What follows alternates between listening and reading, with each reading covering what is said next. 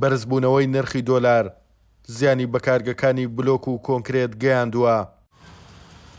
لە گربوونەوەیەکدا بەشێک لە خاوەن کارگەکانی بلۆک و کۆنکرێت لە نەحەی چوارقوڕنەی سەر بە قەزای ڕانیا داوا لە حکوومەتی هێرەم دەکەن نرخی چیمەنتۆیان بۆ بکات بە دینار، چونکە بە وتەیەوان بەرزبوونەوەی نرخی دۆلار زیانێکی زۆری پێگەیاندون. داوا دەکەین چیمەنتۆی ئێرانی هاوردە بکەین، چونکە چیمەنتۆی ئێرانی بۆمە هەرزانتر دەوەستێ. یعنی بەڕاستی چیمەنتۆی ئێرانی کە لە دەرەوە بە هەرزانتر دەوەستێ بە 45 دلار دەگات دەسمان، بەڵام چیمەنتۆی ناوخۆ کە بۆ خۆمان بەرهەمی دێنین هیچ دۆلاریش لەسەر ناوەستێ، 71 دلار لە سەما دەوەستێ.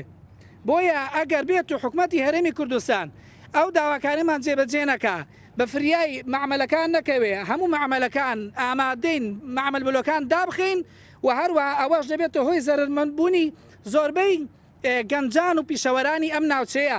زیاتر لە 3000 کرێکار بێکار دەبێ. خاوەن کارگەکانی بلۆک و کۆنکرێت دەڵێن بەهۆی بەرزبوونەوەی نرخی دۆلار و گرانکردنی نرخی چیمەنتۆ لە سەریان دەبێتە هۆی داخستنی کارگەکانیان، چونکە زیانی مادیان بەردەکەوێت. داواکاری ئەومانەوەیە سعرمان بۆ جێگیرکەن، بۆمان بکەن بە دینار معمەل چیمەنتۆیەکان، بۆمان بکەن بە دینار سعر جێگیر بێ. ئەگەر ئەوشمان بۆ ناکەن ڕێگامان پێ بدەن چیمەنتۆ لە ئێران و هاوردە بکەین، یعنی بە گومرگیشەوە حسابمان کردو 45 دلار ناکەوێت تەنی چیمەنتۆ بۆ ئێرە بۆ ناو معاملەکان.